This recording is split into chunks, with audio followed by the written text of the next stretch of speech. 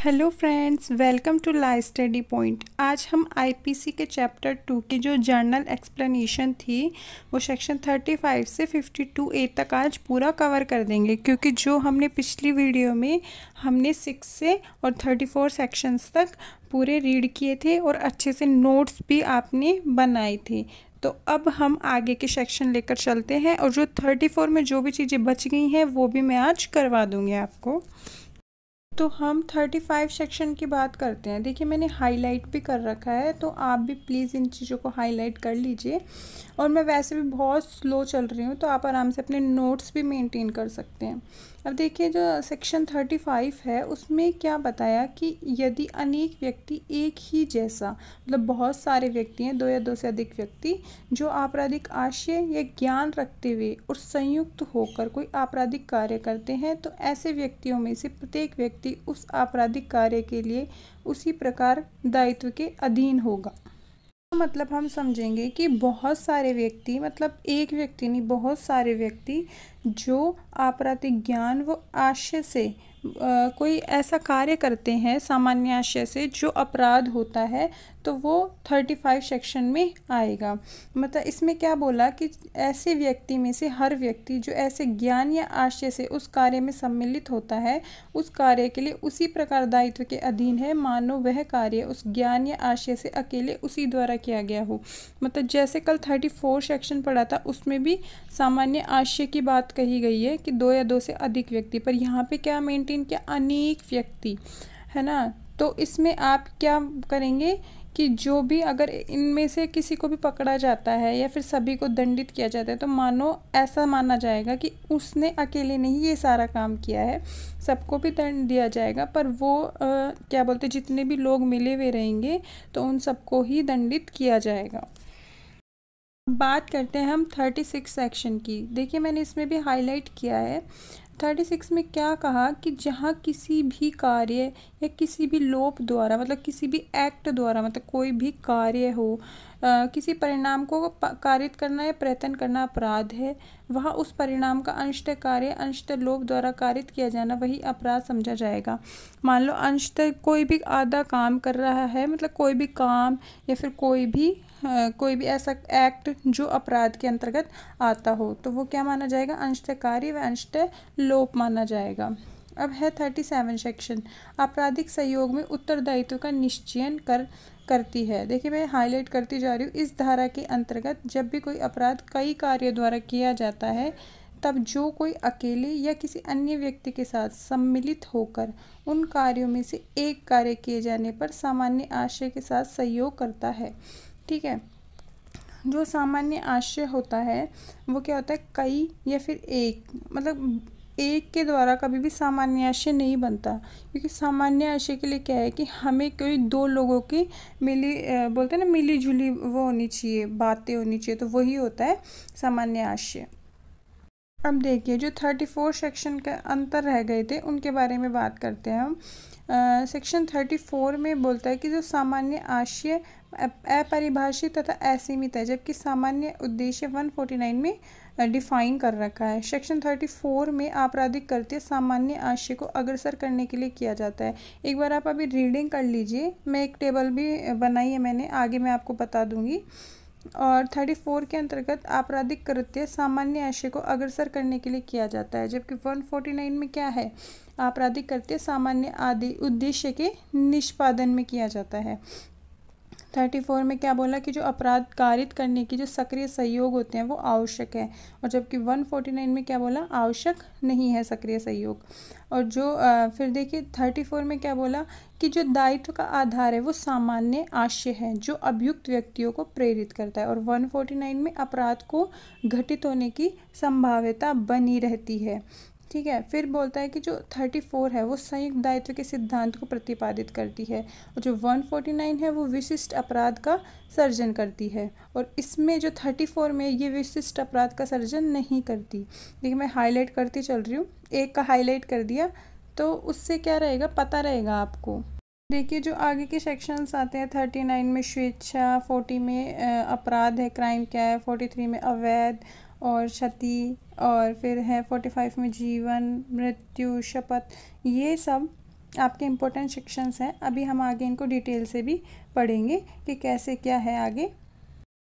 देखिए, जो मैंने 34 सेक्शन और 149 के डिफरेंसेस की बात की थी, अब हम उनको एक टेबल से पढ़ेंगे। जो सेक्शन 34 है और सेक्शन 149 में जो डिफरेंसेस हैं, वारिंदर सिंह वर्सेस एमपी में आईपीसी के सेक्शन 34 और 149 में इसका डिफरेंसेस आया। जो सेक्शन 34 है स्वयं में कोई अपराध नहीं है, जबकि 149 स्वयं में अपराध है। 34 क्या बोलता है कि सक्रिय भागीदारी आवश्यक है, जबकि 149 आवश्यक नहीं है। अभी जैसे मैंने बताया भी था आपको।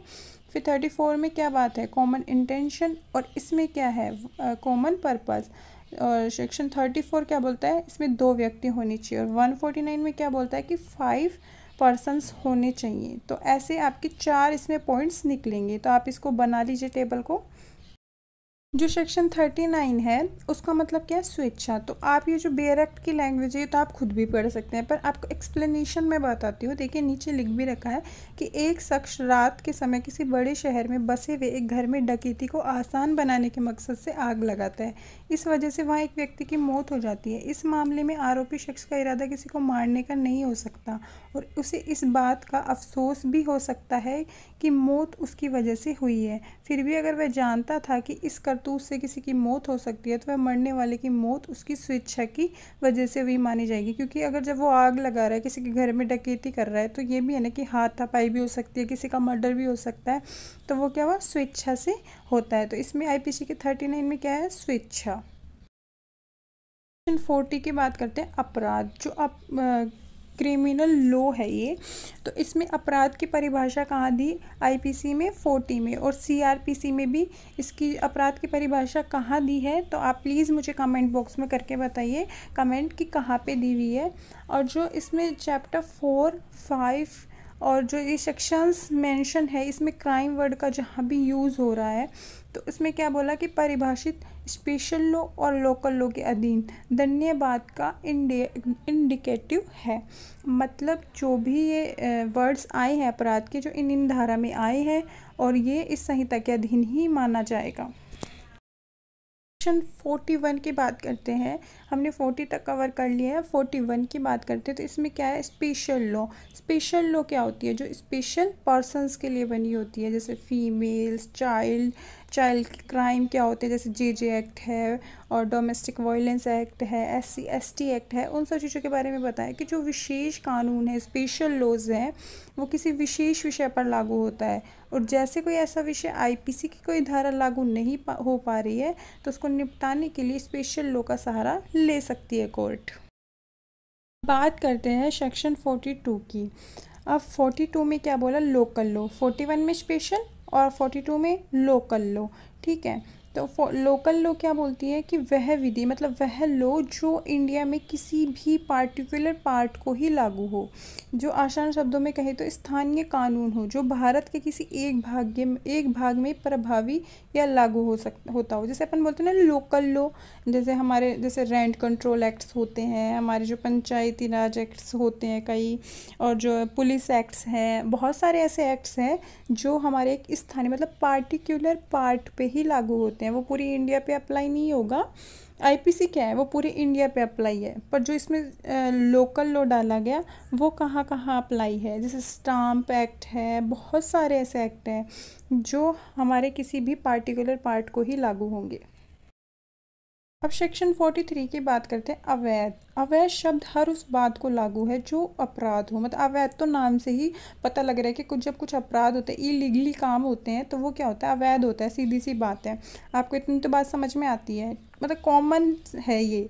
ठीक है, अब इसमें जो डेफिनेशन दे रखी है, एक बार हम उसको रीड आउट कर लेते हैं कि जो अपराध हो या जो विधि द्वारा प्रतिषिद्ध हो, या जो सिविल कार्य के लिए आधार उत्पन्न करती हो और करने के लिए वैध रूप से आबद्ध कोई व्यक्ति, उस बात को करने के लिए वैध रूप से आबद्ध कहा जाता है जिसका लोप करना उसके लिए अवैध है। मतलब पुलिस वाले हैं, उनके लिए क्या क्या जो चीज़ें मेंशंस हैं, जैसे कि वो ये काम नहीं कर सकते, अगर वो ये काम करते हैं तो क्या बोला जाएगा, अवैध हो गया वो काम।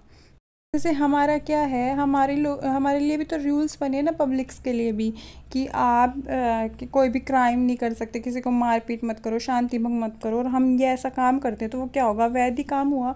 सीधी सी बात है। तो आया समझ में 43 अवैध। 44 सेक्शंस के, छोटे छोटे सेक्शंस है, फटाफट कंप्लीट कर लो इनको। क्षति मतलब इंजरी, इंजरी क्या हुआ, चोट मतलब किसी व्यक्ति के शरीर, मन, ख्याति मतलब रेपुटेशन, गुडविल, प्रॉपर्टी गैर कानूनी रूप से पहुंचाई गई हो, मतलब इलीगली कोज्ड हो। मतलब जैसे मान लो मेरे को किसी ने अपमानवाचक शब्द कह दिए, मेरी मान हानि कर दी, तो वो क्या है, गैर कानूनी हुआ। ठीक है, कोई मेरी प्रॉपर्टी में घुस के आ गया, मारपीट करने लग गया, गृह भेदन कर रहा है, चोरी कर रहा है, सामान उठा ले गया, किसी बच्चे को उठा ले गया, तो वो सब क्या आ गया, इसमें क्षति में आ गया। क्योंकि इंजरी कैसे तो हुई है ना, जरूरी नहीं है कि मारपीट चोट ही हो। देखो इसमें डिफाइन क्या है कि मन से भी हो, मेंटली डिस्टर्ब हो जाए, रेपुटेशन है, प्रॉपर्टी से भी है, मतलब सब में मेंशन है क्षति। बात करते हैं 45 सेक्शंस की। 45 क्या बोलता है, जीवन मतलब जो जीवन है उसका मतलब क्या होता है। जहाँ पे जीवन वर्ड दिया होगा आईपीसी में, तो उसका मतलब है सीधा साधा मानव के जीवन को इंगित करता है। बस ज़्यादा कुछ नहीं, सिर्फ इतना कि ये सिर्फ मानव के जीवन को समझ के चलेगा। अगर कहीं पर भी जीवन लिखा हो तो वो मानव जीवन से ही इंडिकेट करता है। तो बात करते हैं हम 46 सेक्शन की आगे। अब क्या बोला, पहले जीवन फिर मृत्यु। ठीक है, अब मृत्यु का ही शब्द आ रहा है आईपीसी में, तो उसका मतलब क्या समझा जाएगा, मृत्यु शब्द से भी मानव की मृत्यु से संबंधित है, इंडिकेट है, और जो जीवन है वो मानव के जीवन से संबंधित है। 47 सेक्शन, उसमें क्या बोला, लीगली मतलब हमें कानूनी तौर पर जीव जंतु की परिभाषा बताती है कि जीव जंतु होते क्या है। तो जीव जंतु क्या होते हैं, जो मानव से भिन्न किसी जीवधारी का घोतक है, मतलब जो मानव ना हो, और जो भी मतलब पशु है ये सब आते हैं ना, जो लिविंग क्रिएचर, वो क्या होंगे, जीवधारी हैं, जो वो किस में आएंगे, जीव जंतु। तो के बाद आता है 48 में जलयान। जलयान से क्या संबंधित है आईपीसी में, जो मानवों की या संपत्ति के जल द्वारा प्रवहन के लिए बनाई गई हो।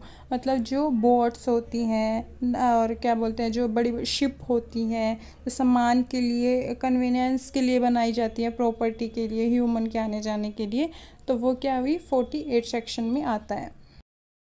बात करते हैं 49 सेक्शन की। 49 में क्या बोला, माह और वर्ष के बारे में जानकारी देती है, मतलब वर्ष लिखा हुआ है।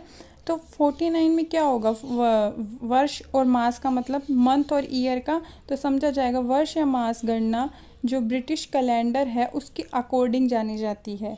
ठीक है, सेक्शन 50 है, उसमें लिखा है धारा। तो ये खुद भी एक धारा है, हम समझते हैं सेक्शंस क्या होता है। तो आईपीसी में क्या बताया गया कि किसी अध्याय के उन भागों में से एक का जो डिनोट्स है, जो सिरे पर लगी संख्या द्वारा सुभिन्न किए जाते हैं। मतलब जैसे 50 सेक्शन हम बोलते हैं, आईपीसी में कितने सेक्शंस हैं, ये ज़्यादा समझाने की ज़रूरत नहीं पड़ेगी, सेक्शंस का मतलब आप समझ गए होंगे, और आईपीसी में भी क्या बोला वही समझ गए होंगे। जो 51 सेक्शन है, अब आता है ओथ मतलब शपथ। शपथ क्या होती है, शपथ होती है कि विधि द्वारा प्रतिस्थापित, सब्स्टिट्यूटेड, सत्यनिष्ठ मतलब इंटीग्रिटी, अभिपुष्टि, कन्फर्मेशन और ऐसी कोई घोषणा मतलब अनाउंसमेंट जिसका किसी लोक सेवक के समक्ष किया जाना न्यायालय में या अन्य सबूतों के प्रयोजन। मतलब जो भी कोई गवर्नमेंट ऑफिसर होता है वो अपनी जो शपथ लेता है वो किसके समक्ष की जाएगी, क्या कन्फर्मेशन है, क्या अनाउंसमेंट है, कौन सा पब्लिक सर्वेंट लेगा, और जो सबूत के प्रयोजन के उपयोग किया जाना विधि द्वारा अपेक्षित या प्राधिकृत हो।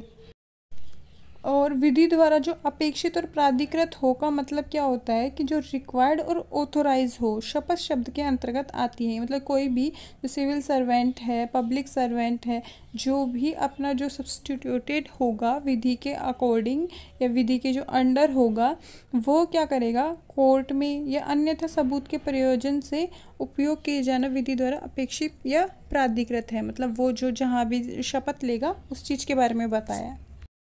बात करते हैं 52 सेक्शन। ठीक है, अभी ख़त्म होने वाला है चैप्टर 2।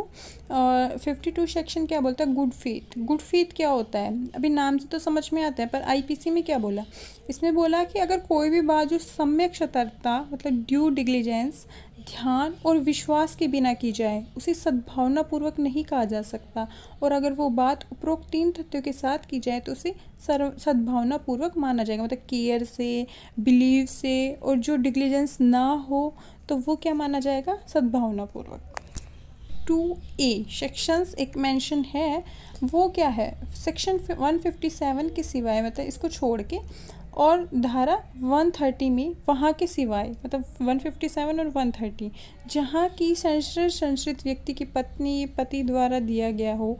संश्रय शब्द के अंतर्गत किसी व्यक्ति को आश्रय, भोजन, पेय, धन, वस्त्र, आयुध, गोला बारूद या प्रहरण के साधन देना या किन्हीं साधनों से चाहे वह उसी प्रकार के हो या नहीं, जिस प्रकार के इस धारा में प्रगणित हैं। किसी व्यक्ति की सहायता पकड़े जाने से बचने के लिए करना आता है। मतलब कोई भी ऐसा अपराधी है, उसको हमने घर में छुपा लिया, या पति अपराधी है और पत्नी ने घर में छुपा लिया, उस चीज़ के बारे में बात है। तो देखिए एक नोट पढ़ते हैं, हम उससे समझ में आ जाएगा। इसमें क्या बोला कि अगर कोई व्यक्ति किसी दूसरे व्यक्ति को किसी भी प्रकार का कोई आश्रय प्रोवाइड करवाता है तो इस धारा में नहीं, और जिसका मकसद उस व्यक्ति को गिरफ्तारी से बचाना है, तो कानून की भाषा में ये कहा जाएगा कि इस व्यक्ति ने उस व्यक्ति को हार्बर दिया है, मतलब संश्रय दिया है। मतलब कानूनी से, मतलब कोई अपराध करके छुपाता है तो उस ये आईपीसी के सेक्शन इसमें मेंशन होगा।